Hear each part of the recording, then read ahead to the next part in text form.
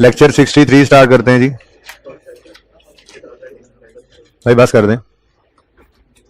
अच्छा जी, ये नोट आपको याद हो अगर आपने बनाया हुआ है क्लास में तो, स्नेक लिमिटेड बनाया था ये नोट। इन्वेस्टमेंट प्रॉपर्टी का नोट इकट्ठा नहीं करना है इसको IAS 16 के नोट के साथ। प्रॉपर्टी प्लांट इक्विपमेंट का नोट अलग होता है, इन्वेस्टमेंट प्रॉपर्टी का नोट अलग होता है। क्योंकि मैंने आपको उस दिन बताया था कि बैलेंस शीट के अंदर नॉन करंट एसेट्स में PPE आ रहा होता था, कैपिटल वर्क इन प्रोग्रेस आ रहा होता था, और इन्वेस्टमेंट प्रॉपर्टी अलग थलग है। यहीं पर फिर दूसरे नॉन करंट एसेट जैसे इंटेंजिबल आना शुरू हो जाएंगे। आप FAR 2 में देखेंगे राइट ऑफ यूज लीज वाला एसेट आना शुरू हो जाएगा। तो ये अलग हैं। नोट नंबर मिसाल के तौर पे 8 बनाया आपने PPE के लिए, ये मिसाल के तौर पे 8.4 में पड़ा हुआ होता था, तो ये नोट नंबर 9 इसका बन रहा होगा। अलग से नोट है, PPE का नोट अलग होता है, इन्वेस्टमेंट प्रॉपर्टी का नोट अलग होता है। ठीक है ना। ऐसा हो सकता है कि वो एक्सट्रैक्ट्स के अंदर इकट्ठा कर ले एक सवाल के अंदर, वो तो हमने देख ही लिया था दस्तगील वाले सवाल के अंदर। ठीक है ना। बाकी अगर नोट कहेगा तो इन्वेस्टमेंट प्रॉपर्टी का अलग और PPE का अलग। पिछली क्लास में मुझसे एक स्टूडेंट ने ये क्वेश्चन पूछा कि सर ये जो कराची वाली प्रॉपर्टी है ये ट्रांसफर हो गई PPE में, 3 महीने रहते थे इस साल के, तो उन 3 महीनों की लाइफ टाइम गिवन थी, डेप्रिसिएशन हमने क्यों नहीं चार्ज की? तो मैंने उसको यही जवाब दिया कि मैं PPE का नोट नहीं बना रहा था। PPE का नोट अगर मैं बना रहा होता तो वो PPE में चला गया था, ये अगर कराची प्रॉपर्टी अगर चली गई थी तो वहां पे 3 महीने की डेप्रिसिएशन भी इसकी चार्ज होनी थी। ठीक है ना। लेकिन चूंकि इन्वेस्टमेंट प्रॉपर्टी का नोट बना रहे थे तो वहां पर जो है वो प्रॉपर्टी निकल कर चली गई है PPE में, इन्वेस्टमेंट प्रॉपर्टी में फिर इसका कुछ भी नहीं करना था। ठीक है, ओके। अच्छा जी, अब कुछ सब नोट्स इसके अंदर भी बन सकते हैं। मिसाल के तौर पे यहां पे भी आपको पता है फेयर वैल्यूज डिटरमिन होने वाली होती हैं, और वो अगेन फेयर वैल्यूज आपने नहीं डिटरमिन करनी होती, वो जाहिर है कोई ना कोई इंडिपेंडेंट वैल्यू ही होता है। ठीक है। तो अगर ऐसी कोई बात सवाल में लिख कर देगा तो हम भी उसको लिखा करेंगे। ठीक है। इसमें क्या लिखेंगे हम यूं लिखेंगे, fair value is determined bye ABC and company. जो सवाल में लिखा होगा वही लिखेंगे ना। ठीक है। An independent firm of valuers, an independent firm of valuers on the basis of, जो बात लिखी होगी वो लिख देंगे, on the basis of observable market prices, on the basis of फलां असम्पशंस, यानी जो जुमला सवाल के अंदर लिखा होगा वो हम लिख देंगे। ठीक हो गया। अच्छा, उसके बाद ये स्टैंडर्ड कहता है IAS 40 कि आपने अपनी इन्वेस्टमेंट प्रॉपर्टी से जो रेंटल्स अर्न किए हैं उन्हें भी डिस्क्लोज करो। अब अगर तो हम प्रॉफिट एंड लॉस अकाउंट बना रहे हैं और उसमें हमने रेंटल फ्रॉम इन्वेस्टमेंट प्रॉपर्टी नाम का अलग से डिस्क्लोज किया हुआ है तो फिर हमें यहां पे वो लिखने की जरूरत नहीं है। लेकिन जब हम इन्वेस्टमेंट प्रॉपर्टी का नोट बना रहे थे तो जाहिर बात है प्रॉफिट एंड लॉस अकाउंट तो नहीं बना रहे होते। जब प्रॉफिट एंड लॉस अकाउंट नहीं बना रहे होते तो फिर अगर सवाल के अंदर इस तरह की लाइन दे दे, जिसको बिल्कुल ही हमने गायब कर दिया था, 0.5, इसको लिफ्ट ही नहीं कराई थी। 0.5 में क्या लिखा हुआ है, rentals earn from investment property टोटल्ड 2 million. इसका क्या करना था भाई, ये PPE के इन्वेस्टमेंट प्रॉपर्टी के नोट में तो कहीं नहीं आया था, क्रॉस कैरिंग अमाउंट में भी और एक्यूमुलेटेड ऑप्शन में भी अगर कॉस्ट मॉडल है तो लिखा हुआ क्यों है सवाल में भाई। इसको अगर ये इन्वेस्टमेंट प्रॉपर्टी पर कमाया हुआ रेंटल की अमाउंट आपको दे दे सवाल के अंदर, तो फिर आपने उसको भी सब नोट के अंदर लिख दिया करना है। ठीक है, ओके। तो ये हम लिख देंगे,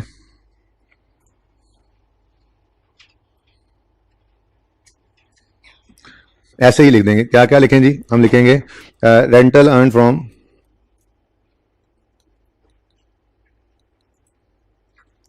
इन्वेस्टमेंट प्रॉपर्टी, वही जुमला लिख दो। क्या लिखा हुआ है, रेंटल, ही लिखा है rental earn from investment property totalled investment property amounted to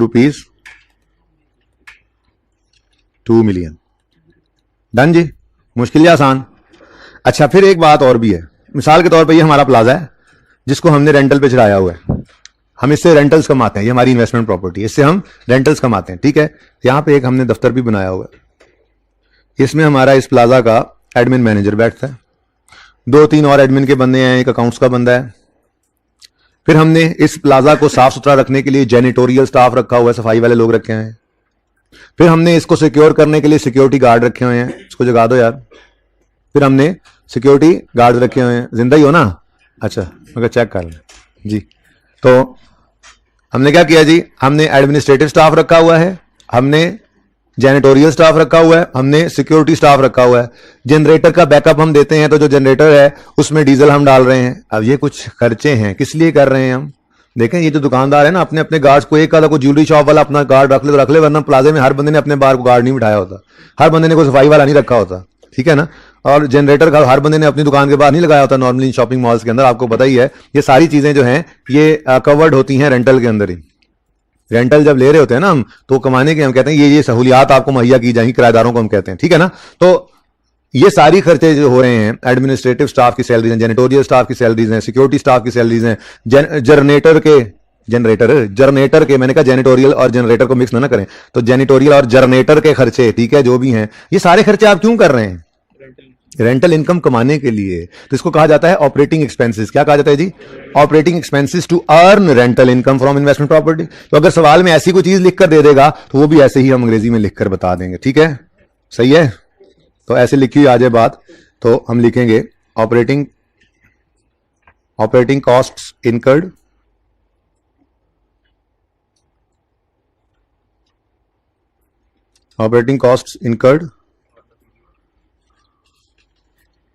to earn rental income amounted to rupees इतने इतने। कहाँ है भाई? साकिब को बुला लें। साकिब क्यों चला गया है भाई? साकिब को बुला दें यार जल्दी से, मुझे आज फिर नहीं बैठ रहे। ठीक है जी। तो operating cost incurred to earn rental income amounted to rupees, आगे डैश डाल दें, इस सवाल के अंदर तो लिखा नहीं हुआ था, ठीक है, पॉज करने दो जी। तो मैं कह रहा था जी ऑपरेटिंग कॉस्ट जो गिवन हूं सवाल में वो भी लिख देंगे। Operating cost incur to earn rental income amounted to rupees, क्योंकि हम इनकम स्टेटमेंट तो बना नहीं रहे हैं, प्लीज बेटा चुप कर दें, ठीक है। अच्छा जी, इसी तरह से हम फेयर वैल्यू मॉडल पे चल रहे हैं। किस पे चल रहे हैं जी? ये हमारे सवाल में उसने ये कहा था कि snake applies fair value model to its investment properties, यही कहा था। कितने बच्चों ने घर डिस्क्लोजर्स पढ़े थे? माशाल्लाह, एक बच्चों ने पढ़े थे, 2 बच्चों ने पढ़े थे, 3 ने। हाइब्रिड में किसी ने पढ़ा हो? नहीं। वो उसकी वजह यह कि मेरा ये कसूर है कि मैंने मुंह से ये निकल गया था कि मैं पढ़ाऊंगा। ठीक है बेटा, ठीक है, चुप के रखो कम। Snake limited applies fair value model. हम थे तो फेयर वैल्यू मॉडल पे, तो फिर ये बलोचिस्तान प्रॉपर्टी कॉस्ट मॉडल पे क्यों है? फेयर वैल्यू डिटर्मिनेबल नहीं थी। अब स्टैंडर्ड ये कहता है कि अगर आप फेयर वैल्यू मॉडल पे हैं और किसी प्रॉपर्टी की फेयर वैल्यू डिटर्मिनेबल नहीं है तो आप उस प्रॉपर्टी, कॉस्ट मॉडल तो रखना ही है, लेकिन आप उस प्रॉपर्टी का नाम शाम बताओ, वजह बताओ कि क्यों नहीं डिटर्मिन हो सकती, और कोई रेंज बता दो फेयर वैल्यू की कि जी इतनी कोई रेंज, अंदाजा कि जी इतनी को होनी है लेकिन कंफर्म नहीं है, ठीक है ना। तो इसका मतलब हमने यहां पे यूं लिखना था, fair value of Balochistan property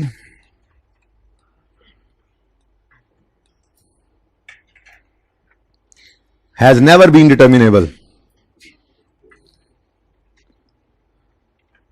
has never been determinable due to, अब पता नहीं कोई रीजन नहीं थी, सवाल में लिखी होती तो हम वो लिख देते, ड्यू टू फॉलोइंग रीजन, ठीक है ना। ड्यू टू मिसाल के तौर पे it is situated in a far of place, ठीक है, वेयर नो एक्टिव मार्केट। जो सवाल में वजह नहीं लिखी तो हम खुद से थोड़ा लिख सकते हैं, जैसे बता रहा हूं, अगर सवाल में ऐसी कोई वजह लिख दे साथ में कि जी डिटर्मिनेबल नहीं है क्योंकि फलां वजह है जी, तो जो फलां वजह हो वो भी आपने लिख के बता देनी है, ठीक है। प्लस अब इसमें क्या किया आपने प्रॉपर्टी का बताया, कौन सी प्रॉपर्टी है जी? बलोचिस्तान प्रॉपर्टी है, ठीक है, उसकी फेयर डिटर्मिन नहीं हो सकती। उसके आगे हमने क्या बताया? वजह कि क्यों नहीं हो सकती। और एक बात और, fair value of this property ranges from this to this. ये भी कब होगा? जब सवाल में बताएगा, ठीक है ना। वो सवाल यूं कह देता है कि जी एग्जैक्टली तो डिटर्मिनेबल नहीं है, लेकिन हम कह सकते हैं कि 10 से 20 मिलियन के दरमियान कुछ होगी। अब फेयर डिटर्मिन नहीं हो सकती लेकिन एक रेंज बता दी। तो ये सारी बातें अगर सवाल में गिवन होंगी तो हम लिख सकते हैं, नहीं तो जितनी बात इस सवाल के अंदर गिवन थी उस हिसाब से सिर्फ इतना लिखा जा सकता था, fair value of Balochistan property has never been determinable, full stop, ठीक है ना। ये क्या है? डिस्क्लोजर ऐसी प्रॉपर्टी का जो फेयर वैल्यू मॉडल पर होते हुए एक कॉस्ट मॉडल पर पड़ी है, क्योंकि भाई इन्वेस्टमेंट प्रॉपर्टी के अंदर आपने अगर फेयर वैल्यू मॉडल लगाना है तो फिर सब पे फेयर वैल्यू मॉडल लगाना है, कॉस्ट मॉडल लगाना है तो फिर सब पे कॉस्ट मॉडल लगाना है, ये याद रखना, ठीक है ना। तो फेयर वैल्यू मॉडल सिलेक्ट किया हुआ है, एक क्यों कॉस्ट पे आ रही है हमने नीचे जाकर बताया, क्योंकि इसकी फेयर वैल्यू डिटर्मिनेबल नहीं है। वजह क्या है? वो वजह सवाल के अंदर लिखी हो तो वो लिख देंगे, रेंज बताई हो तो वो भी लिख देंगे, डिस्क्लोजर की रिक्वायरमेंट्स, ठीक हो गया, यहां तक को मसला। अच्छा, उसके बाद जी आपने आईए 16 में पढ़ा था कि अगर कोई रिस्ट्रिक्शन ऑन टाइटल है, याद आ रहा है कुछ, पीपीई की टाइटल पे कोई रिस्ट्रिक्शन है, यानी कि आप हुकूमत ने पाबंदी लगाई है कि आप ये वाला लैंड बेच नहीं सकते, या आपके पास जो है वो एक लैंड है जिसके ऊपर आपने कब्जा तो कर लिया था, आपके पैसे आपने पे कर दिए थे, ठीक है, जिस पार्टी से आपने खरीदा था उसको पैसे देकर कब्जा आपका ही है, आप उसके आपके पास ही आपकी पोजेशन में है, लेकिन किसी साथ वाले ने उस पर केस किया हुआ है और उसके ऊपर स्टे लिया हुआ है, अब वो आपकी पोजेशन में है लेकिन अभी केस चल रहा है तो उसको आप आगे बेच नहीं सकते, स्टे है उसके ऊपर। तो ऐसी कोई बात है क्या, मतलब रिस्ट्रिक्शन ऑन टाइटल वगैरह है अगर, तो लिख के बता दो। या जैसे आपने कुछ सिक्योरिटी के तौर पे किसी इन्वेस्टमेंट प्रॉपर्टी को प्लेज किया हुआ है लोन लेने के लिए, वो लिख के बता दो।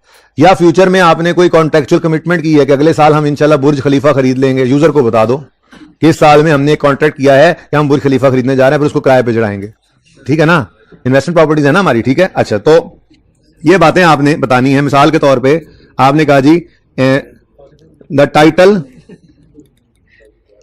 टाइटल ऑफ, मिसाल के तौर पे इस्लामाबाद, ये कोई नहीं लिखा हो सवाल में, Islamabad property is restricted due to, आगे वो सवाल में रीजन लिखी होगी ना, ऐसी को बात यहां पे आए तो लिख दें, ठीक है। उसके बाद कंस्ट्रक्शन या एक्विजिशन ऑफ इन्वेस्टमेंट प्रॉपर्टी का कॉन्ट्रैक्ट कर लिया आपने फ्यूचर में, ठीक है, तो आप वो भी लिख कर बता दें कि a contract has been entered to construct और बाय एन इन्वेस्टमेंट प्रॉपर्टी, उसका नाम ही लिखोगे ना दायरा जो उन्होंने सवाल में लिखी होगी, ठीक है। A contract has been entered to construct और बाय डैश प्रॉपर्टी, ठीक है ना, फला डैश प्रॉपर्टी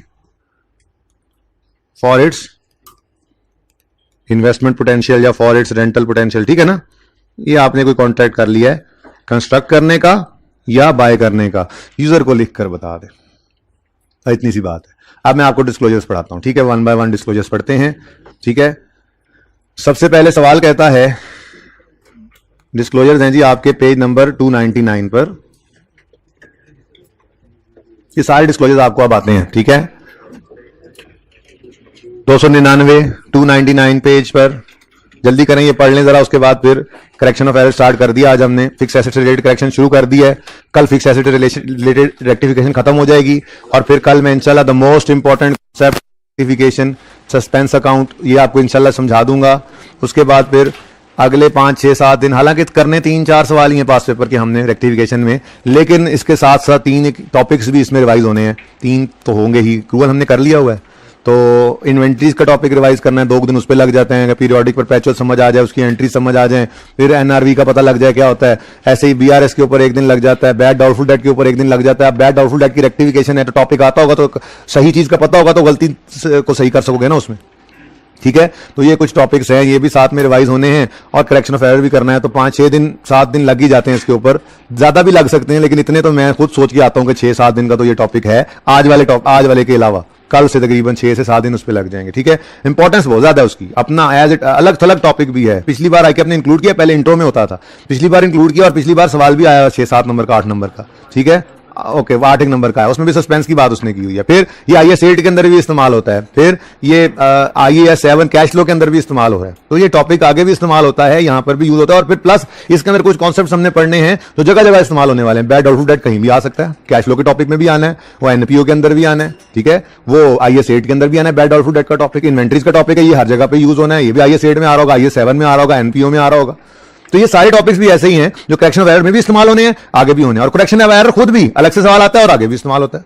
तो ये सारे ही इंपॉर्टेंट टॉपिक्स हैं, इसलिए तो जिस दिन करेक्शन ऑफ एरर खत्म हो जाएगा ना, उसके बाद IAS 1 जब शुरू करेंगे तो मैंने आपको पहले को 2 दिनों के अंदर 3 दिन का टॉपिक है वो, जिसमें से 2 दिन में मैंने 1.5 दिन तक ये करना है कि हमने इशुएंस ऑफ शेयर कैपिटल सीखना है, पार पे, प्रीमियम पे, डिस्काउंट पे इशू कैसे होते हैं शेयर्स, फिर ये डिविडेंड की डिस्कशन हमने कर लेनी। उसके बाद फिर मेरा नहीं ख्याल, फिर हर टॉपिक नया आएगा, कॉन्सेप्ट कोई नया नहीं बचेगा जो आने वाला होगा, सारी चीजें फिर वही IAS 16 से लेकर, तो वो जो है वो जब हम वो डिविडेंड तक की डिस्कशन की वो सारी चीजें बार बार यूज होती रहेंगी, हर टॉपिक नया आएगा, कॉन्सेप्ट कोई नया आएगा ही नहीं, ठीक है ना। कॉन्सेप्ट पे तकरीबन वही चलते जाते हैं, सिर्फ टॉपिक बदलता है। कैश फ्लो कैसे बनानी है सीख रहे होंगे, स्टेटमेंट ऑफ इक्विटी कैसे बनानी है ये सीख रहे होंगे, EPS के टॉपिक के अंदर क्या स्टेप्स होते हैं ये सीख रहे होंगे, NPO में इनकम एक्सपेंडिचर कैसे बनाते हैं, बैलेंस शीट कैसे बनाते हैं, बस ये कॉन्सेप्ट कोई नया नहीं आएगा, सिर्फ हर सवाल आएगा उसकी साइंस आएगी, ठीक है ना। तो फिर कम वक्त में ज्यादा नंबर तैयार हो रहे होते हैं, क्योंकि आप सारी मेहनत कर चुके हैं, जो एप्लीकेशन सारी की सारी आप सीख कर आ रहे होते हैं, ठीक है ना। ओके, शुरू करते हैं जी। तो इसलिए रेक्टिफिकेशन को मैंने ये जो 5-7 मिनट में लगाया ना बोल के, इसलिए लगाए हैं कि रेक्टिफिकेशन को खुदारा इजी मत लेना, बहुत इंपॉर्टेंट है। आपको अभी तक पता लग तो गया ही होगा कि IAS 16 पे 22 दिन क्यों लग गए थे हमें। अभी तक तो IAS 16 ने आपकी जान नहीं छोड़ी है। अभी आज रेक्टिफिकेशन भी IAS 16 की ही शुरू करनी है, ठीक है। रेक्टिफिकेशन IAS 16 की शुरू करनी है। फिर IAS 1 में जाना, स्टेटमेंट इक्विटी बना रहे होंगे। स्टेटमेंट इक्विटी के अंदर जो मैंने आपके साथ पेंडिंग किया OCI का कॉन्सेप्ट, उसमें क्या है, रीवैल्यूएशन ही तो है। वहीं से वो ट्रांसफर रिटेन्ड अर्निंग्स में जाना है, सरप्लस में जाना है, स्टेटमेंट इक्विटी के अंदर जाता है, फिर उसकी ट्रांसफर की एंट्री है, ठीक है। वो कहां पे जान छोड़ रहा है आप। फिर कैश फ्लो के अंदर वही रीवैल्यूएशन की एडजस्टमेंट्स आ रही होंगी, जिसने पढ़ा होगा वहां पे मेहनत की होगी, आगे भी उसको यूज कर रहा है, ठीक है। तो प्लीज रेक्टिफिकेशन को इजी नहीं लेना। बस मैं डिस्क्लोजर्स पढ़ा लूं, फिर शुरू करते हैं। Disclosure requirements applicable to both fair value and cost model. कहता है ये फेयर वैल्यू हो या कॉस्ट मॉडल हो, ये सारी बातें बतानी है। कौन कौन सी जी फरमा दें। कहने लगा बताओ फेयर वैल्यू मॉडल यूज हुआ या कॉस्ट मॉडल। हमने कहा जी ये तो हमने बता दिया है, मेजरमेंट बेसिस में फेयर वैल्यू कॉस्ट बताया हुआ है। अब हम देखते जाएंगे और पढ़ते जाएंगे, ठीक है। पढ़ के देखेंगे ये कहां देखेंगे, वो पता लग रहा होगा कहां पे हमने बताया हुआ है। Next, method and assumptions are applied in deriving fair value and the extent to which fair value of investment was based on qualified independent blah blah blah। वही वाली पहली लाइन, ये फेयर वैल्यू डिटरमाइंड बाय फलां बंदा independent value और on the basis of फलां फलां फलां, जो बेसिस दी हुई हो। लिखा हुआ है नहीं लिखा हुआ। अच्छा, फिर अमाउंट रिकॉग्नाइज्ड एज इनकम और expense in statement of profit और loss for rental income and operating expenses. Rental earn, operating expenses, cost expenses एक ही बात, ठीक है जी। Next, details of any restriction on ability to realise investment property और existence of any contractual obligation to purchase और construct. Title is restricted ऐसे लिख देंगे नीचे, और कॉन्ट्रेक्चुअल कमिटमेंट है टू कंस्ट्रक्ट और बाय लिख देंगे। समझ आ रही है। ये सवाल रिक्वायरमेंट है स्टैंडर्ड की, सवाल में देगा तो यहां से सब नोट्स में लिख देंगे। जो चीज नोट में आनी है नोट में लिख दी, जो सब नोट में आनी है सब नोट में लिख दी। वैसे बेसिकली तो मेन नोट में इनमें से कोई भी चीज नहीं आई, यानी जो ये जनरल डिस्क्लोजर्स हैं ये नोट की मेन बॉडी में इनमें से कोई भी चीज नहीं आई अभी तक, ठीक है। बताओ कौन सा मॉडल यूज हुआ, बताओ किसने वैल्यू किया, किस बेस पे किया, क्या assumptions यूज की, बताओ कितनी इनकम कमाई, कितने एक्सपेंस इनकर किए, बताओ कोई टाइटल रिस्ट्रिक्शन तो नहीं है या कोई कॉन्ट्रेक्चुअल कमिटमेंट तो नहीं की हुई आपने फ्यूचर के अंदर इन्वेस्टमेंट प्रॉपर्टी खरीदने या बनाने की। It's over. कल इंशाल्लाह इसके निशान भी लगवा दूंगा पैराज में, ठीक है ना। आज रेक्टिफिकेशन शुरू करनी थी इसलिए मैं निशान नहीं लगवाए। मैंने कहा नया काम भी शुरू करें ना, आप बोर हो गए, ज्यादा टाइम ही लग गया बीच में। असल में 11 दिन शायद वो आ गया था, वो भाई कुरैशी स्टील आ गया था, उसको वैसे ना जरा लंबा हो गया। ऐसा लगता है बहुत दिनों से IAS 40 पढ़ रहे हैं, हालांकि इतने दिन हुए नहीं। चौथा दिन बनता है मेरे ख्याल से मिला जुला के। सोचा 3 का था, चौथा 4.5 हो जाएगा और क्या। लेकिन क्या करें, अब ये चीजें पढ़ के ही आगे जाना है, ठीक है। यहां तक को मसला। फिर disclosure requirement applicable to fair value model only. Fair value model हो तो क्या बताओ, there must be a reconciliation showing additions gain loss from fair value. बस ये बाकी दो ना पढ़ें। वैसे आपको बताया हुआ था IAS 16 के अंदर भी कि IFRS 5 क्या है, हेल्ड फॉर डिस्पोजल। अगर वो जैसे मिसाल दी थी IAS 36 में, कूलर उतार के उसने तैयार करके रख लिया, OLX पे तस्वीरें खींच के लगा दी हैं। किस भाई ने कूलर उतारा था, वलीद ने है। तो वो अब क्या है, एक्टिव यूज से उतार लिया एसेट, हेल्ड फॉर डिस्पोजल है, चलता है लेकिन एक्टिव यूज में नहीं चल रहा। जब कोई बंदा आता है चेक करने के लिए उसको बटन जो है वो ऑन करके चला के दिखा देते हैं, एक्टिव यूज में नहीं है, हेल्ड फॉर डिस्पोजल। लेकिन IFRS 5 लगता है जो हमने फाइनल में जाके पढ़ना, FY2 में भी नहीं पढ़ना, ठीक है। तो इसलिए इसको भी छोड़ो। और ये एक्विजिशन थ्रू बिजनेस कॉम्बिनेशन, इसको आप छोड़ दो। ये कंसोलिडेशन तो आपने FY2 में जाकर ही पढ़नी है, ठीक है। तो इन दो को छोड़कर बाकी दो ही बच गए। हमने तो इसके अलावा भी 2 चीजें बताई थी। वो कह रहा है रेकंसिलिएशन बताओ between opening and closing, showing additions, fair value adjustments. हमने इसके अलावा भी बताया था, ट्रांसफर भी बताया था और डिस्पोजल भी बताया था, ठीक है। अच्छा, अगली बात, उसने ये नहीं कहा ग्रॉस कैरिंग अमाउंट और एक्यूमुलेटेड ऑप्शन। ये क्या चक्कर है फेयर वैल्यू मॉडल में। फेयर वैल्यू मॉडल में अगर आप गौर करें, ये देखें, ये लाल लाल निशान लगे हुए हैं फेयर वैल्यू मॉडल में। मिटा के दोबारा लगाता हूं, पिछली क्लास के लगे हुए हैं फेयर वैल्यू मॉडल में। ये देखो खाना खाली, ये देखो खाना खाली, ये देखो खाना खाली। यानी फेयर वैल्यू मॉडल में तो फिर नीचे वाला खाना है ही नहीं, ऊपर वाले खाने में उसने कहा ओपनिंग और क्लोजिंग के दरमियान रेकंसिलिएशन बता दो, एडिशन और फेयर वैल्यू एडजस्टमेंट की। हमने कहा साथ ट्रांसफर की बता दो और डिस्पोजल की भी बता दो, ठीक है। और सही है। Next, reconciliation should show separately any amount in respect of investment property included at cost because fair value cannot be estimated reliably। हाँ जी बिल्कुल, हमने अलग ही बताया हुआ है। ये देखो, अगर वो कह रहे रेकंसिलिएशन में अलग रखो उस प्रॉपर्टी को जिसकी कॉस्ट के ऊपर हमने उसको रखा हुआ है क्योंकि फेयर वैल्यू टर्मिनेबल नहीं है, तो ये पढ़ा है ना, अलग अलग ही तो पढ़ा हुआ। सारे काम हमने किए हैं जो उसने कहे, ठीक है। Next, for investment properties included at cost, fair value model के अंदर है और investment property included at cost because fair value can not be estimated reliably, क्या करो, following should also be disclosed. क्या बताओ, बलोचिस्तान प्रॉपर्टी है जी, दूर दराज इलाके में जी, इसलिए डिटरमिन नहीं हो सकती। रेंज जो है जी उसकी 10 से 20 मिलियन है, यही बात तो बताइए अभी। तो ये कहता है अगर फेयर वैल्यू मॉडल में है और कोई एक प्रॉपर्टी कॉस्ट पे पड़ी है क्योंकि उसकी फेयर वैल्यू डिटरमिनेबल नहीं है, तो ये 3 बातें उसके बारे में बताओ, डिस्क्रिप्शन बताओ, वजह बताओ क्यों नहीं डिटरमिन हो सकती, और रेंज बता दो इफ पॉसिबल। तो रेंज नहीं पॉसिबल तो ना बताओ। ये मैंने कहा यहां पे ऐसे करके हम लिख देंगे। कहां गया ये, fair value Balochistan property has never been determinable due to फ्ला reason, fair value range is इतना, बता दिया हमने। ठीक है, नेक्स्ट, समझ आ रही है। अब कहता है जी कॉस्ट मॉडल पे अगर को आप चल रहे हैं, देखें एक है आप फेयर वैल्यू मॉडल पर है और उनमें से एक प्रॉपर्टी को कॉस्ट पे रखना मजबूरन पड़ गया आपको क्योंकि उसकी फेयर वैल्यू डिटरमिनेबल नहीं है, ये अलग बात है, लेकिन कॉस्ट मॉडल का भी ऑप्शन तो मौजूद है ना। तो अगर आप कॉस्ट मॉडल पे तो क्या बताओ, आइए 16 की कहानी शुरू हो गई जी। डेप्रिसिएशन मेथड बता दो, हमने कहा जी ये लो स्ट्रेट लाइन मेथड है। डेप्रिसिएशन मेथड क्या है जी, डेप्रिसिएशन मेथड SLM, ठीक है जी। फिर क्या करें जी, लाइफ ईयर रेट बता दो, हमने कहा जी ये ले बता दिया, लाइफ ईयर रेट 10 साल, ठीक है। फिर क्या करें, उसने कहा वही आइए 16 वाला, ग्रॉस कैरिंग अमाउंट बताओ और एक्यूमुलेशन बताओ, वो बिगिनिंग में बताओ और एंड पे बताओ। हमने कहा अच्छा जी, ले भाई ग्रॉस कैरिंग अमाउंट बता दी हमने, ये लो सारा ग्रॉस कैरिंग अमाउंट बता दी, बोलो एक्यूमुलेशन बता दी, ठीक है। ओपनिंग पे बता दी, क्लोजिंग पे बता दी, ओपनिंग पे बता दी, क्लोजिंग पे बता दी।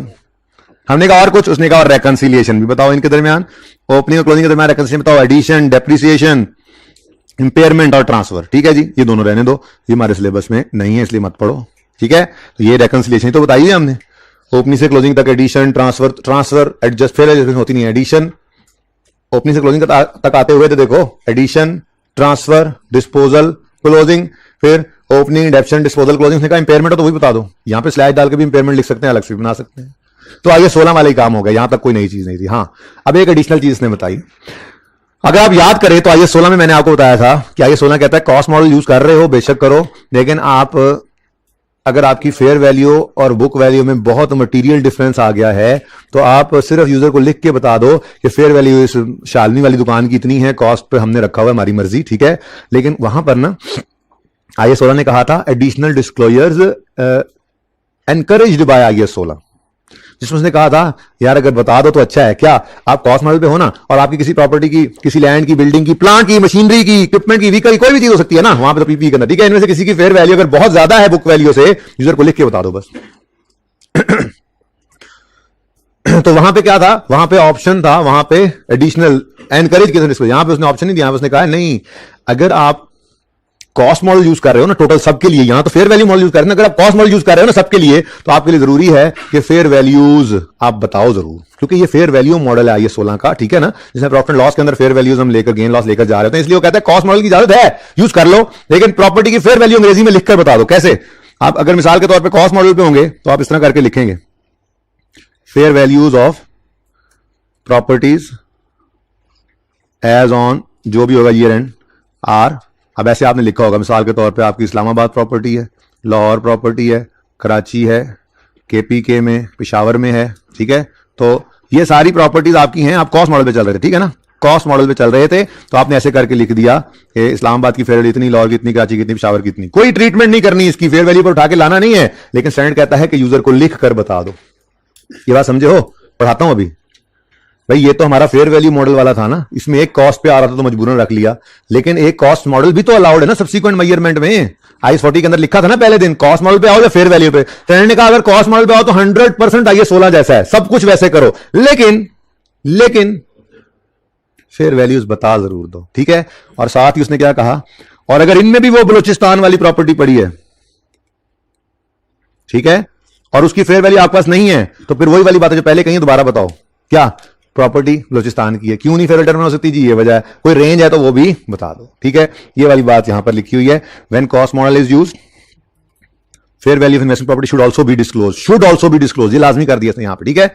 If the fair value can not be estimated reliably, same additional disclosure should be made as under fair value model. अगर यहां पे भी वो बलूचिस्तान वाली प्रॉपर्टी मिसाल के तौर पर आ गई है, उसकी फेयर वैल्यू डिटरमिन नहीं हो सकती, तो आप फिर बता दो कि क्यों नहीं हो सकती, ठीक है।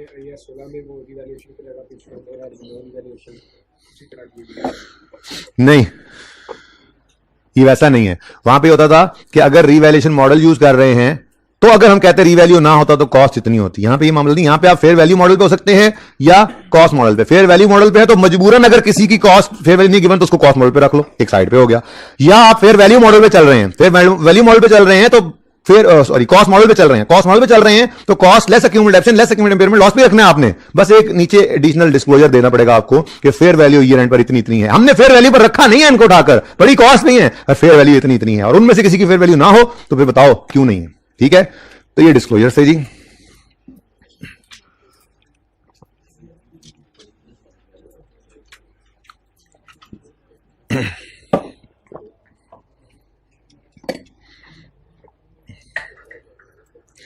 अच्छा जी, अब ना आपने ये सारा कुछ पढ़ना है, इसमें कोई चीज ना आए समझ तो मुझसे कल पूछनी है। ठीक है, सबसे पहले लर्निंग ऑब्जेक्टिव 1 पढ़ना है आपने।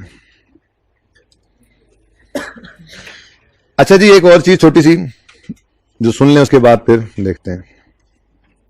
कहां गया अभी अभी तो, अच्छा वो दूसरी तरफ है, वो लेक्चर नोट्स में।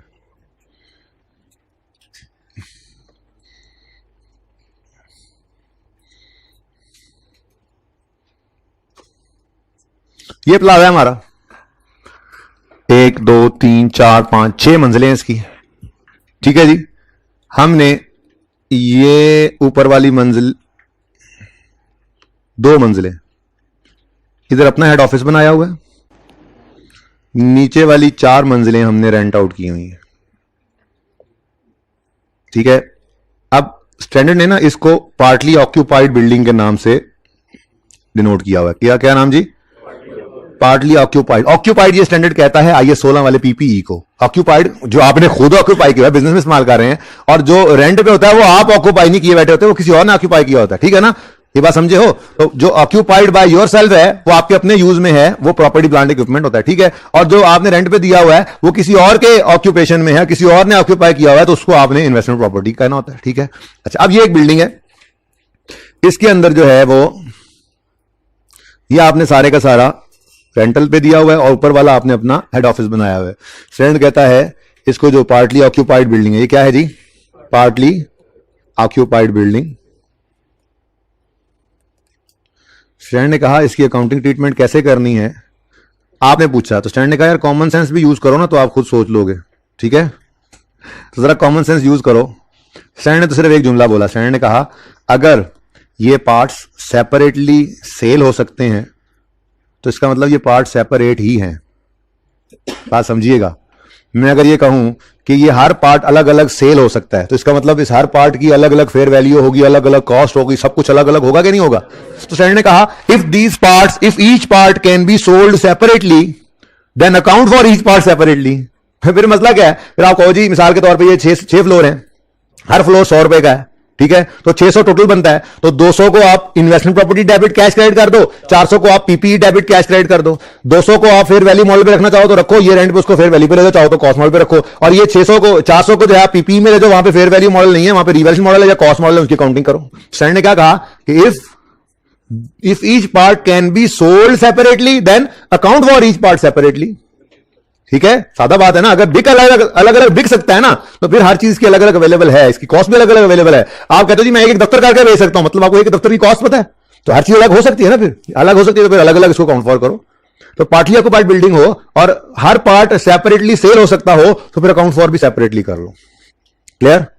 अगली बात, स्टूडेंट कहता है ऐसा भी कभी कभी होता है कि हर पार्ट सेपरेटली सेल ना हो सके, तो ऐसी सूरत के अंदर अगर तो आपका सिर्फ इनसिग्निफिकेंट पोर्शन जो है वो अपने यूज में है, बाकी सारा ही आपने रेंटल पे डाला हुआ है, सब कुछ किराए पे, ब्लू इज किराया वाला इन्वेस्टमेंट प्रॉपर्टी। ठीक है, लेकिन यहां आपने अपना दफ्तर भी बनाया हुआ है छोटा सा, जिसके अंदर आपने मिसाल के तौर पे जो है वो छोटा मोटा अपना कोई एक बंदा बिठा के प्रिंटर लगा दिया, जो भी है ये छोटी सी आपके कोना ये आपके अपने इस्तेमाल में। स्टैंडर्ड कहता है कि अगर ये सेपरेटली सेल नहीं हो सकते और सिर्फ इनसिग्निफिकेंट पोर्शन आपने अपने इस्तेमाल में रखा हुआ है यानी पीपीई, तो फिर इस इनसिग्निफिकेंट को भी अलग ना करो, ये सारी प्रॉपर्टी ही क्या है? Investment property. और अगर इसी का उलट हो जाए, सारा प्लाजा आपने खुद रखा हुआ है और थोड़ा सा हिस्सा किसी को ऐसे किराए पे दे दिया तो फिर वो सारा पीपीई बन जाएगा। ये कॉमन सेंस की बात है। ठीक है ना, तो ये बात है यहां पर लिखी हुई पार्टली ऑक्यूपाइड बिल्डिंग्स में, ये इस तरह से आपने फोटो बना लेनी है। ठीक है जी, ये ठीक है, पार्टली ऑक्यूपाइड बिल्डिंग हो ठीक है, each part can be sold separately, तो क्या करो, account for each part separately, और ठीक है।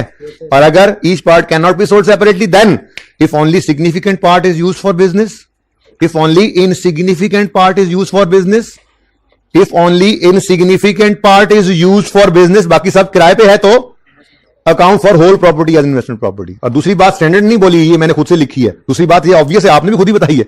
अगर ये बात स्टैंडर्ड ने बोली, दूसरी बात क्या बनती है, if only insignificant part is use for rentals, then account for whole property as PP. ठीक है, ये इनसिग्निफिकेंट से परेशान हो रहे तो अंग्रेजी आसान कर दूं, अंग्रेजी बोलो।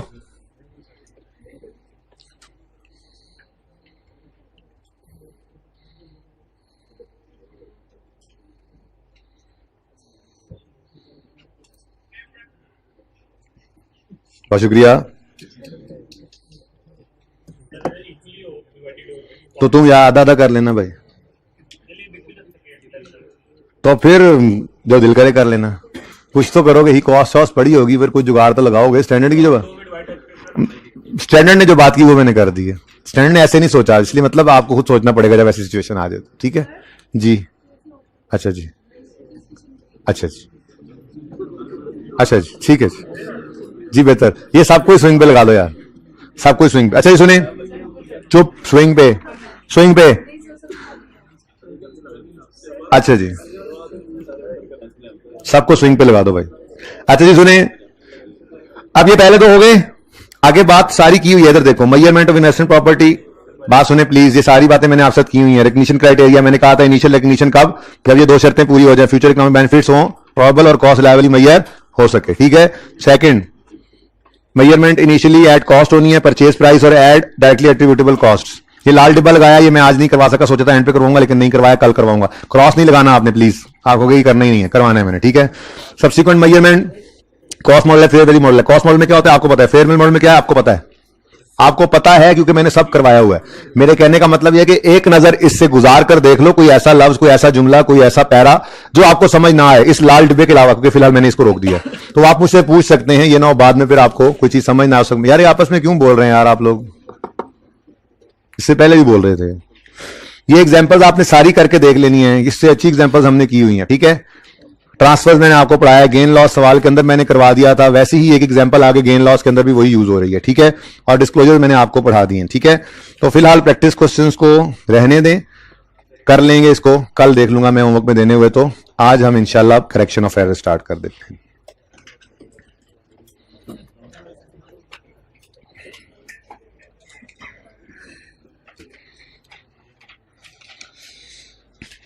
करेक्शन ऑफ एरर्स टॉपिक बहुत से भी ज्यादा आसान है, क्योंकि करेक्शन ऑफ एरर के अंदर आपका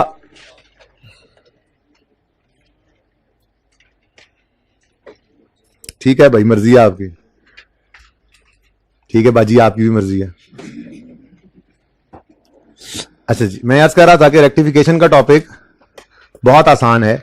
उसकी वजह यह है कि रेक्टिफिकेशन के टॉपिक के अंदर आपके जो कॉन्सेप्ट्स होते हैं, अभी कोई पेज मैंने नहीं ओपन करवाया किताब में, रजिस्टर्स ओपन करके रखने हैं बस आपने। ठीक है,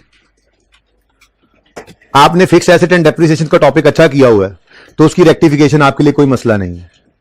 आपने एक्रूअल का टॉपिक अच्छा किया हुआ है, उसकी रेक्टिफिकेशन आपके लिए कोई मसला नहीं है।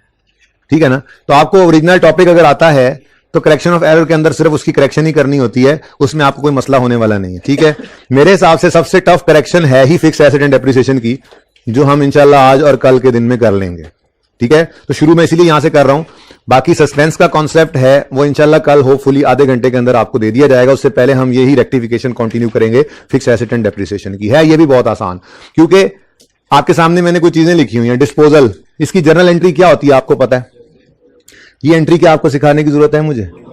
ठीक है, एक्यूमुलेट ऑप्शन डेबिट करते हैं, कैश डेबिट करते हैं, एसेट क्रेडिट करते हैं, प्रॉफिट एंड लॉस की फिगर बैलेंसिंग आती है। ठीक है, ये बैलेंसिंग मैंने डेबिट साइड पे लिखा होगा।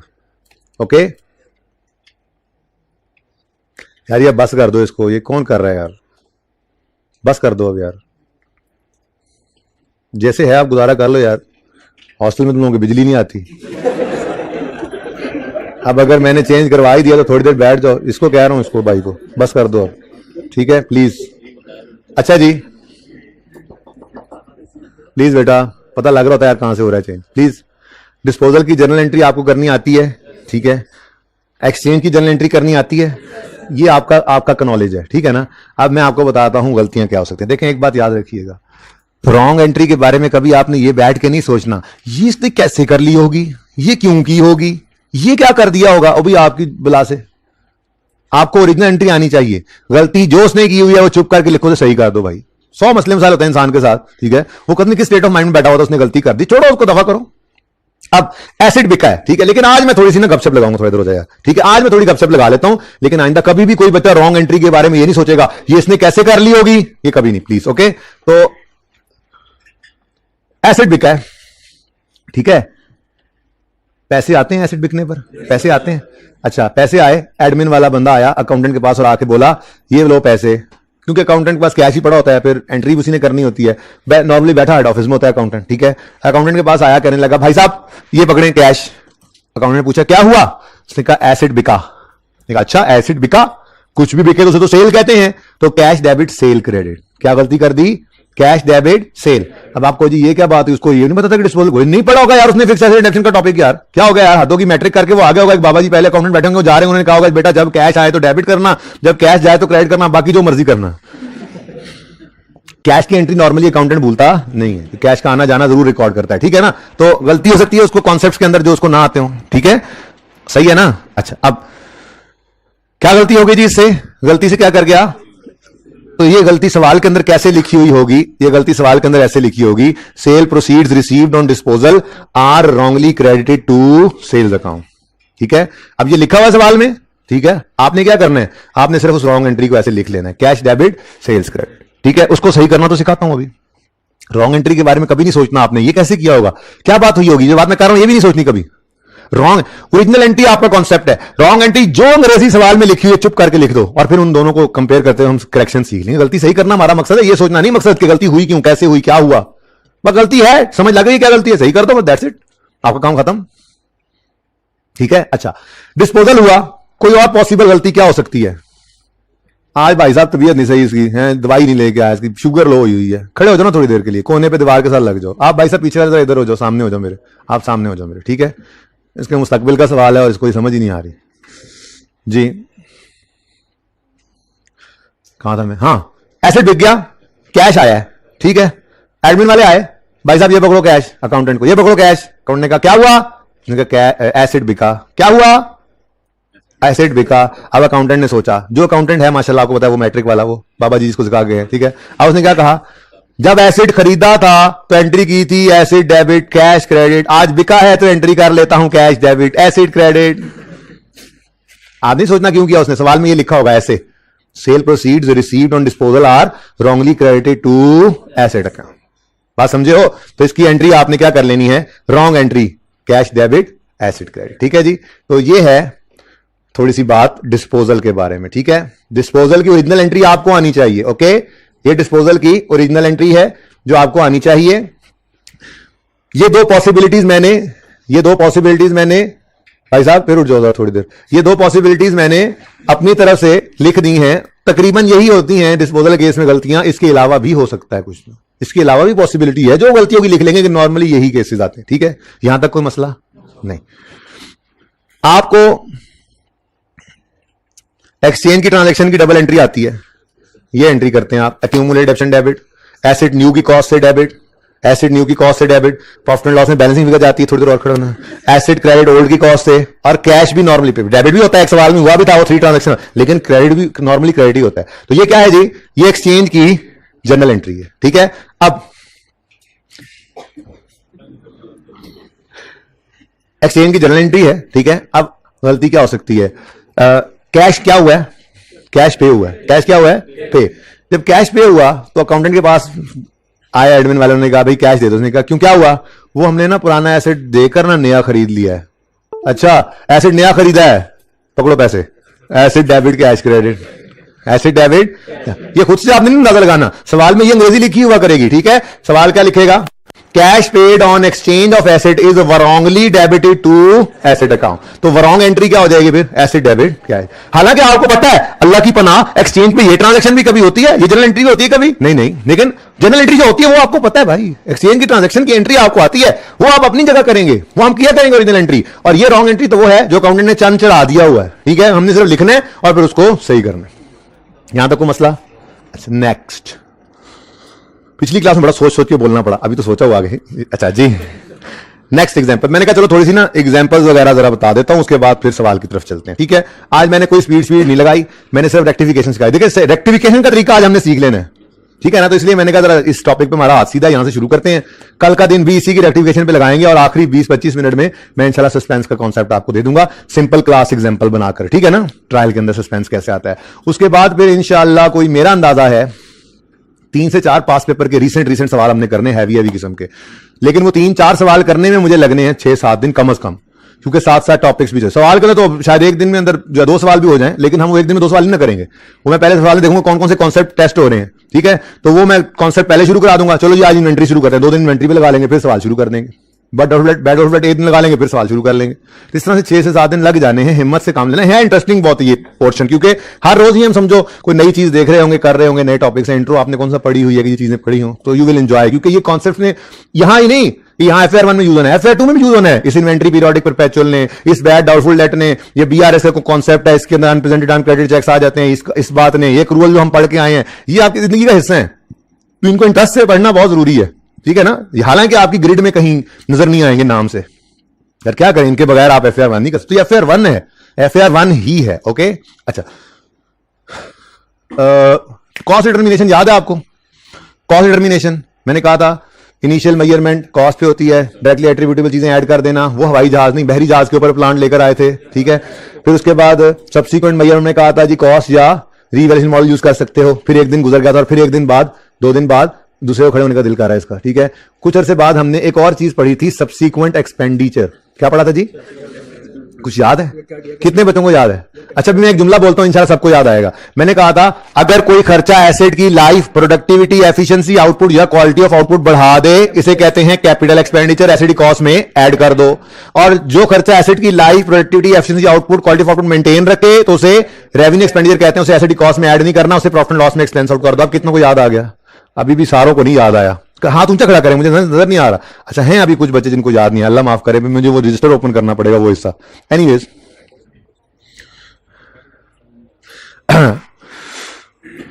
सादा सी बात है भाई, हमने एक प्लांट था, अपना प्लांट, फैक्ट्री में लगा हुआ प्लांट। बातें क्यों कर रहे हैं जी आप लोग? क्या पैसा मुबासा चल रहा है? मुझसे सवाल कर लें जी। एक प्लांट हमारा था, उसके ऊपर हमने कुछ खराबी आ गई, उसकी रिपेयर करा ली, या उसको कोई जो है वो तेल पानी किया चेंज, उसका है मेंटेनेंस करवा ली। अब इसकी एंट्री क्या बनती है आप सोच के बताएं? इसकी एंट्री क्या बनती है? Repair expense debit cash credit. एक रेवेन्यू एक्सपेंडिचर है IAS 16 के अंदर ना, ये रेवेन्यू एक्सपेंडिचर, कैपिटल एक्सपेंडिचर, एक दिन मैंने जो पढ़ाया था उसको जाके ओपन करके देख लीजिएगा, प्लीज देख लीजिएगा, ठीक है। वो असल में मैंने किया उधर था, मुझे याद है, बल्कि अल्लाह माफ करे दूसरी क्लास में, तीसरी क्लास में पोस्ट भी मैंने उसी तरफ ही कर दिया, मैंने इधर लिखा ही नहीं, लिखा होता तो मैं आपको निकाल कर दिखा देता। एनीवेज चलो रजिस्टर ओपन कर लेना, सादा सी बात है। अगर कोई खर्चा एसेट रेडी टू यूज हो गया, चल पड़ा, उसके बाद उसकी लाइफ में खर्चे जो होते हैं ना, उनमें जो खर्चा उसकी लाइफ प्रोडक्टिविटी वगैरह बढ़ा दे वो कैपिटल एक्सपेंडिचर, जैसे अपग्रेड होती है। और अगर कोई खर्चा उसकी लाइफ प्रोडक्टिविटी वगैरह को मेंटेन रखे, बढ़ाए ना, वो revenue expenditure, profit and loss में एक्सपेंस आउट करते हैं। तो रिपेयर एक्सपेंस है, इसकी एंट्री बनती है repair expense debit cash credit. गलती से हमने कर दी entry plant debit cash credit, है कि नहीं गलती? एक रेवेन्यू एक्सपेंडिचर था, वरॉन्गली कैपिटलाइज कर दिया हमने, हो सकती है गलती, ठीक है। तो repair of plant amounting to 200 paid in cash, original entry क्या बनती थी? Repair expense debit cash credit. हमने गलती से क्या कर दिया? Repair of plant was wrongly capitalize, या यूं कह लें wrongly debited to plant account. ये भी लिखा हो सकता है, यूं भी लिखा हो सकता है रॉन्गली कैपिटलाइज, यूं भी लिखा हो सकता है wrongly debited to plant account, ठीक है। तो गलती क्या कर दी? Plant debit cash credit. तो क्या किया हमने? रेवेन्यू एक्सपेंस को रॉन्गली कैपिटलाइज कर दिया। ये वाइस वर्सा भी हो सकता है, कैपिटल एक्सपेंडिचर था, गलती से एक्सपेंस आउट कर दिया। तो एक ही एग्जांपल काफी है ना, ठीक है, ओरिजिनल और रॉन्ग, यहां तक को मसला।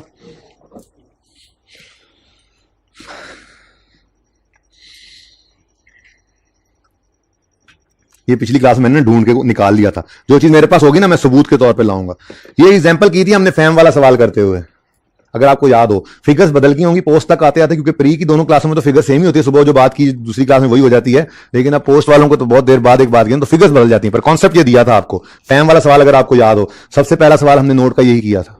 इसके अंदर एक एडवांस आ रहा था, एडवांस, ठीक है, 20,000 जो कंप्यूटर सिस्टम के लिए पे किया था। मैंने कहा था इसको इग्नोर कर दो, फिर मैंने उसके लिए आपको ये कॉन्सेप्ट दिया था, ये कॉन्सेप्ट ऑन 2 जून।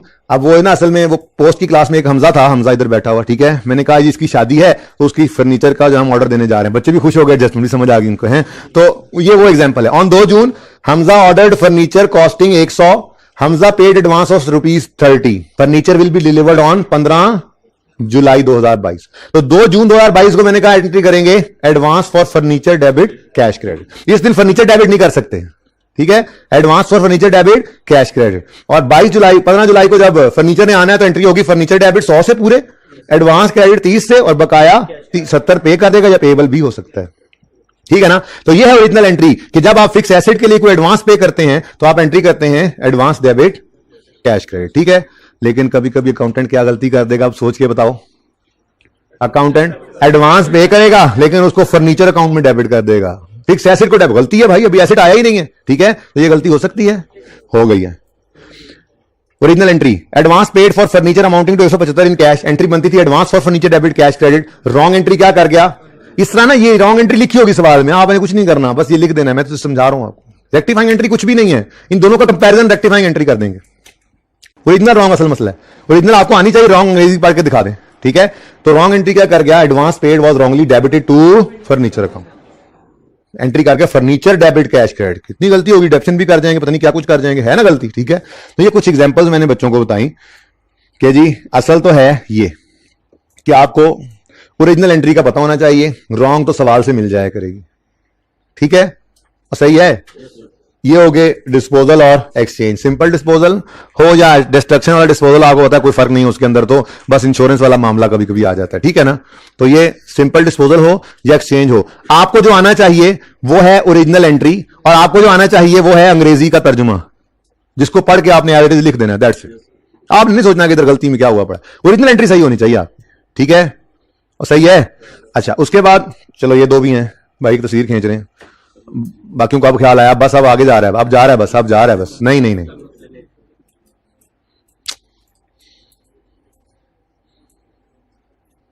इस क्लास में एक टेंशन भी होती है, आपको पता है कि सर ने आ जाना है।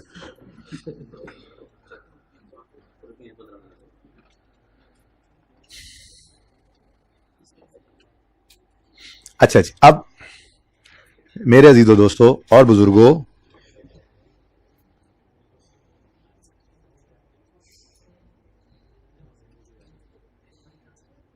ये क्वेश्चन जो है ना, ये क्वेश्चन है आपकी किताबों के अंदर सफ़हा नंबर 153 पर। ये क्वेश्चन मैंने मुकम्मल नहीं करवाया, सिर्फ ओरिजिनल रॉन्ग रेक्टिफाइंग एंट्रीज करवाई हैं, ठीक है। मैं जरा उसकी तैयारी कर लूं, जगह जगह खाली कर लूं।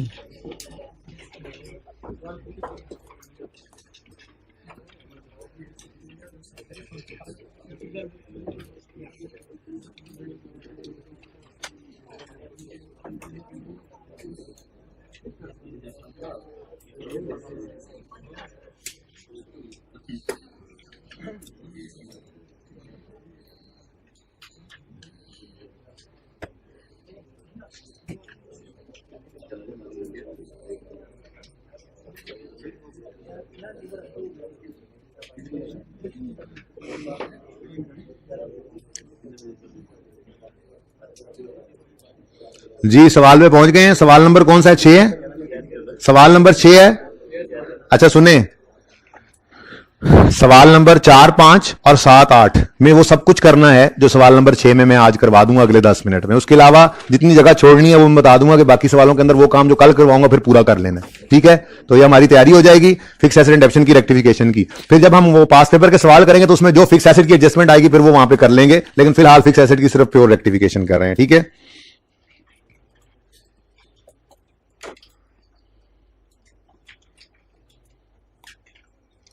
अच्छा जी, होता पता है क्या है, होता असल में ये है कि 31 नंबर 10 की फाइनेंशियल स्टेटमेंट्स हम बनाते हैं, वैसे तो पीपीई का नोट बनाते हैं, लेकिन मैंने जरा आसानी के लिए यूं बात कर दी, ठीक है।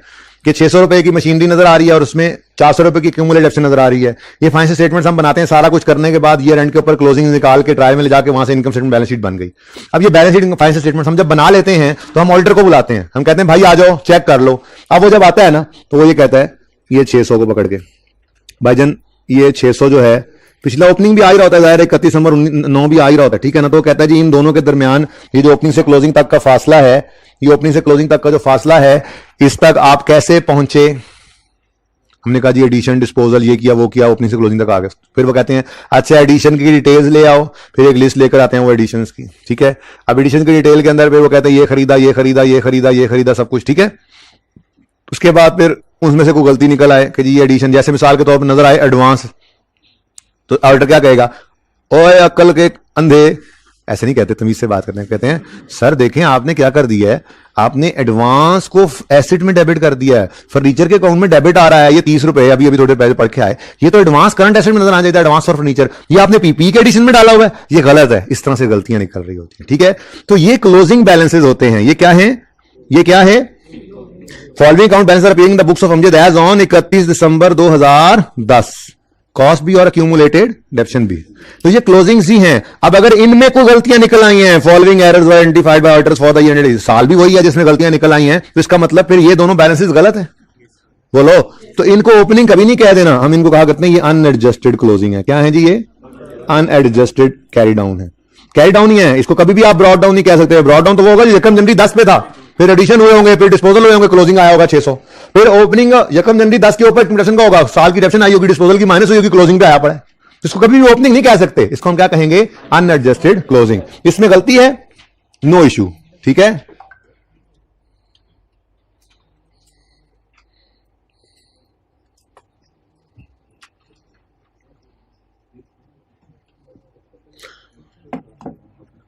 हमसे ना सवाल के अंदर उसने रिक्वायर किया हुआ है जनरल एंट्रीज करनी है टू करेक्ट अबव एरर्स, इसको कहते हैं रेक्टिफाइंग एंट्रीज, ये सिखाऊंगा मैं। और अगला काम है prepare adjusted machinery account and conduction account, वो कल इंशाल्लाह, ठीक है ना। लेकिन उसका मतलब समझा दूं, मतलब ये है कि आपने मशीनरी अकाउंट नहीं बनाना, एडजस्टेड मशीनरी अकाउंट बनाना है। मुझे ये बताओ मशीनरी का अकाउंट का बैलेंस किस तरफ आया करता है, उसका बैलेंस की नेचर क्या है, डेबिट।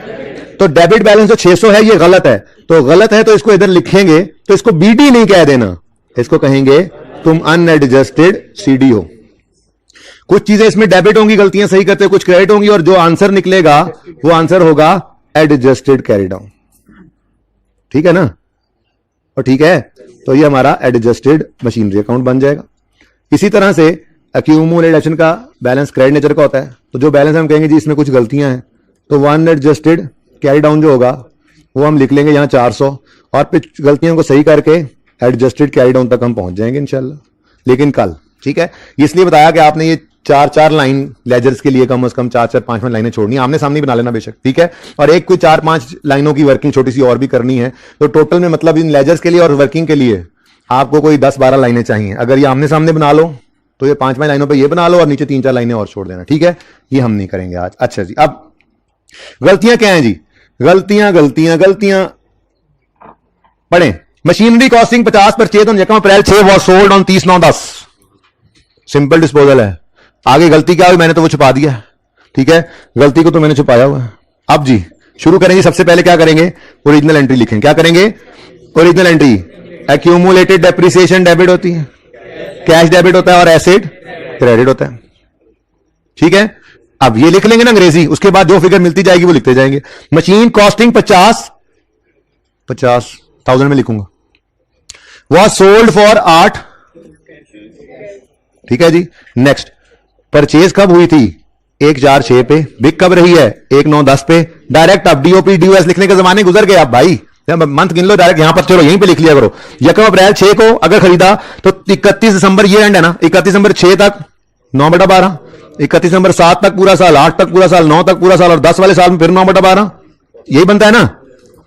वो जमाना गुजर गया, डीओपी डीओएस और इतनी अंग्रेजियां कौन लिखे भाई, बस जो छोटा मोटा शॉर्टकट का मतलब ही क्या है, शॉर्टकट लगाओ जी। बोलो 4 पॉइंट, ये किसी को ना समझ आया तो बताएं। 4.5 है इसकी डेट ऑफ परचेज से डेट ऑफ सेल तक की जिंदगी जो इसने हमारे पास गुजारी। Okay done. Straight line method है जी, ये देखें स्ट्रेट लाइन मेथड है। होमवर्क में रिड्यूसिंग बैलेंस वाले सवाल भी होंगे, उसमें शॉर्टकट मुयसर नहीं होगा तो वर्किंग वन नीचे जाके करना, मैं तो वर्किंग वन यहां पे कर रहा हूं, वर्किंग वन क्या करनी है यहीं पे, इधर देखो 50 इंटू 10%, ये 1 साल की डेप्रीसिएशन इंटू 4.5। जी कितनों को ये समझ नहीं आया? शुक्र है जी समझ आ गया। 22.5 अल्लाह ने समझाया जी, सही है। बैलेंसिंग फिगर लॉस है, बोले 19.5, ठीक है। चलो मैं कहता हूं अगली भी ओरिजिनल एंट्री कर दो, रॉन्ग तो मैंने छुपाई हुई है। अगली भी आप ही करो, आप जबानी कर लो, चाहे फिगर्स निकाल लो। मैं लिख देता हूं ओरिजिनल एंट्री में लिख देता हूं, पर फिगर्स नहीं लिखूंगा, एंट्री लिख देता हूं। डिस्पोजल की एंट्री क्या होती है? हमेशा ऐसे किया करो, एक्सचेंज है पहले जर्नल एंट्री लिख लो खाली, ताकि जो फिगर्स मिलती जाएं वो लिखते जाओ।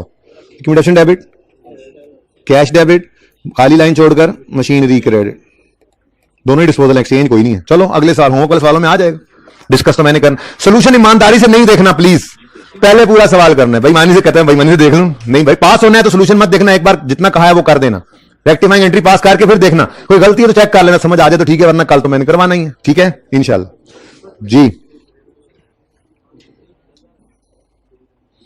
जी बच्चों, machine purchase on 1 January 8 having cost of 10 is sold at a gain of 3000।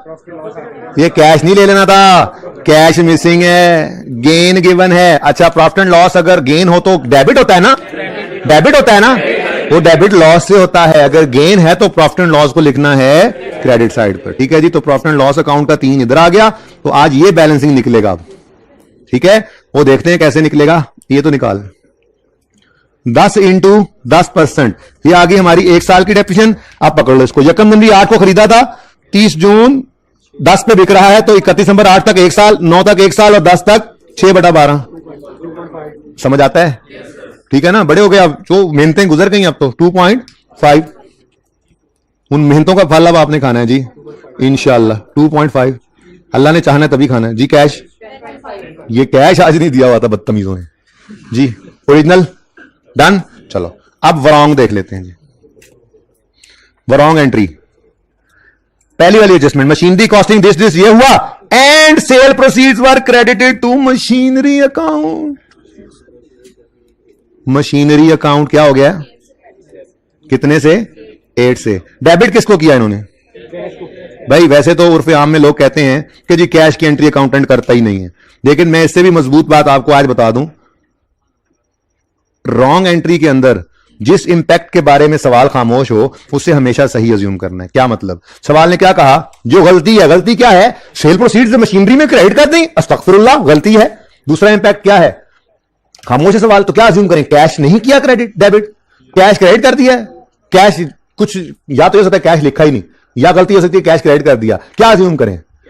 खामोश है तो सही अज्यूम करें। पहली बात है कैश की गलती अकाउंटेंट करता नहीं है, लेकिन मैं उससे ज्यादा मजबूत बात बता रहा हूं कि रॉन्ग एंट्री के जिस इंपैक्ट के बारे में सवाल खामोश हो उससे हमेशा सही अज्यूम किया करेंगे। क्या मतलब? उन्होंने कहा मशीनरी क्रेडिट कर दी, उसने सेल प्रोसीड में, गलत है, लिख दिया हमने। अब दूसरा इंपैक्ट क्या है जी? कैश का क्या किया? भाई कैश डेबिट ही है, कैश डेबिट ही है, ठीक है, समझे हो? चलो नेक्स्ट, रॉन्ग एंट्री जी। The sale proceeds were credited to sale, sale proceeds were credited to sales, गलती है। सेल्स कितने से? 10.5। अब डेबिट किसको किया होगा? एसेट को डेबिट कर दिया होगा, तो लगा लेते हैं, नहीं किया होगा। कैश को क्रेडिट कर, कुछ नहीं अज्यूम करना, दूसरा इंपैक्ट सही अज्यूम करना है, ठीक है। तो कैश डेबिट, कोई मसला? ये है आपका काम। रेक्टिफाइंग एंट्री तो ऐसे ऐसे हो जानी है। ओरिजिनल एंट्री आपको आनी चाहिए, रॉन्ग अंग्रेजी से पढ़ के आपने लिख लेना है, जिस इंपैक्ट के बारे में खामोश हो से सही अज्यूम करना है। अब ओरिजिनल एंट्री का मतलब होता है जी कि ये होना चाहिए था, ये होना चाहिए था, और रॉन्ग एंट्री का मतलब क्या है? ये हो चुका है, ठीक है जी। अब ये 2 सवाल हैं, इनसे हमारा जवाब निकलेगा, ठीक है। देखो जरा, अक्यूमुलेटेड एक्शन 22.5 से डेबिट होना चाहिए था, क्या ये हुआ डेबिट? तो कर लो ना आप, किस मर्ज की दवा हो, करो। अक्यूमुलेटेड एक्शन को 22.5 से डेबिट करो, समझो। नेक्स्ट, कैश डेबिट होना था 8 से, हो चुका 8 से, कुछ ना करो। वो गलती में कुछ सही हो जाए तो क्या फिर दोबारा कर डेबिट करके डबल डेबिट कर दें? 8 से 16 से कर दें, शक्ल बनाइए तुमने, कर दें। नहीं गलती, अगर गलती नहीं हो तो कर देते हैं हम, फिर उसको सही करेंगे। हाँ तो हो गई यार, समझ रहे हो? ये दो सवाल, ये होना था, ये हो चुका। जो होना था वो नहीं हुआ तो कर लो, जो होना था वो ऑलरेडी हो गया, कुछ ना करो। जो होना था वो जरा गलत हुआ, कम ज्यादा हो गया, तो उसको आप सही कर लेंगे यहां पे, ठीक है? तो पहला अक्यूमुलेशन डेबिट होना था 22.5 से, नहीं हुआ, कर लिया। कैश डेबिट होना था 8 से, हो चुका, कुछ ना करो। Next, profit and loss debit होना 19.5 से, ये आपने टिकिंग करनी है। जब तक ये ओरिजिनल रॉन्ग की सारी फिगर्स टिक ना हो जाए, आपकी रेक्टिफाइंग एंट्री पूरी नहीं होगी, ठीक है जी? Profit and loss account debit होना था 19.5 से, नहीं हुआ जी, नहीं हुआ, कर लें, ठीक है? नेक्स्ट, मशीनरी ने क्रेडिट होना था 50 से, गलती में ही चलो 8 से क्रेडिट हो गई, तो कितनी कम क्रेडिट हुई? 42 से, तो उसको क्या कर लो? क्रेडिट कर लो। रेक्टिफाइंग एंट्री का डेबिट क्रेडिट बराबर होगा, आपकी एंट्री सही होने की निशानी भी होगी, ठीक है? अच्छा, मैंने कहा सवाल है। नेक्स्ट, एक और, अक्यूमुलेटेड ऑप्शन 2.5 से डेबिट होना था, ये हो चुका है क्या? नहीं, जो होना था नहीं हुआ, तो कर लो, कर लो। अक्यूमुलेटेड ऑप्शन 2.5, कैश डेबिट होना था 10.5 से, हो गया, कुछ ना करो। Next, profit and loss credit होना था 3 से, नहीं हुआ, कोई गल नहीं, कर लो। अच्छा, एक मेरा मशवरा है, मशवरा ये है कि जब आप रेक्टिफाइंग एंट्री कर रहे हो ना, तो एक लाइन पहले छोड़ दिया करें खाली। हो सकता है कोई चीज, मैं तो यहां ये पता था ना यहाँ पे कोई डेबिट भी आने में जगह छोड़ दी, आपसे ये भूल जाए तो एहतियातन ना एक लाइन ऊपर छोड़ दिया करो, नीचे तो सारा सफा खाली होता है, एक लाइन ऊपर छोड़ी होगी ना, तो अगर कोई चीज बाद में डेबिट वाली आ भी जाती है तो वो ऊपर लिख दोगे, कोई मसला नहीं, ठीक है? बहरहाल आगे बढ़ो। मशीनरी 10 से क्रेडिट होना था, नहीं हुआ, कर लो, मशीनरी को डेबिट कर लो 10 से, आगे बढ़े। क्या सेल्स 10.5 से क्रेडिट हो गया है? ये तो सेल थी ही नहीं, गलत क्रेडिट हुआ है। सही करने के लिए क्या करोगे? डेबिट करोगे, सेल्स अकाउंट डेबिट 10.5, ठीक है? ये रेक्टिफिकेशन है जी, बस। ओके, तो ओरिजिनल रॉन्ग आपका काम, बाद में तो फिर सवाल करने हैं आपने, ये होना था, ये हो चुका, उससे मुख्तलिफ उस्ताद मुख्तलिफ तरीके से कराते हैं। कुछ उस्ताद ऐसे भी कराते हैं कि ओरिजिनल को लिखो, रॉन्ग को उल्टा दो और कटिंग करो, लेकिन मैं तो इस तरह से कराता हूं, सब तरीके सही होते हैं, लेकिन ये मुझे ज्यादा इफेक्टिव लगता है, ठीक है? सही है, तो ओरिजिनल रॉन्ग करोगे और रेक्टिफाइंग पास करके आनी है। 1 मिनट, सवाल का जवाब बाद में दूंगा, पहले होमवर्क। क्वेश्चन नंबर 4 में ये सब कुछ करना है सिवाय अकाउंट्स के, क्योंकि वो हमने बनाने नहीं है, इसके अंदर अकाउंट्स की जगह मत छोड़ना। अच्छा, इधर देखो बच्चों, प्यारे बच्चों, इधर देखो, जब आपने जनरल एंट्रीज करनी है तो एक एंट्री, जो मैंने कहा है ना वर्किंग भी करनी है मैंने अभी, वो वर्किंग से एक एंट्री होनी है, अभी बाकी है, तो वो एक एंट्री की जगह भी छोड़ देना आपने हर सवाल के अंदर। डेप्रिसिएशन का इंपैक्ट निकालना सिखाऊंगा, फिलहाल आपने वो नहीं देखना, सोल्यूशन देखोगे तो समझ कुछ नहीं आएगी, इसलिए कहा सिर्फ आपने एडजस्टमेंट्स की ओरिजिनल रॉन्ग और रेक्टिफाइंग एंट्रीज करके आनी है, ठीक है? तो 4 और 5 में यही काम जितना करवाया करके आना है, और फिर 7 और 8 में भी यही काम करके आना है, जितना करवाया सिर्फ वही करके आना है। ओके जी, आप सवाल करें और बाकी बच्चों को छुट्टी है, अल्लाह हाफिज। आप समझेंगे बच्चे ने क्या सवाल कर दिया, जरा आप भी सुन ले, मैंने कह दिया ना सवाल करेंगे जी। हाँ, लेकिन कैश तो आया ना चंदा, तो सेल क्रेडिट गलत हुआ, सही करने के लिए डेबिट कर दिया, गलत क्रेडिट हुआ ना जी। ये सवाल था भाई साहब का कि ये सेल क्यों डेबिट कर रहे हैं, वो भाई सेल गलत क्रेडिट हुआ था इसलिए डेबिट किया जी। अल्लाह हाफिज।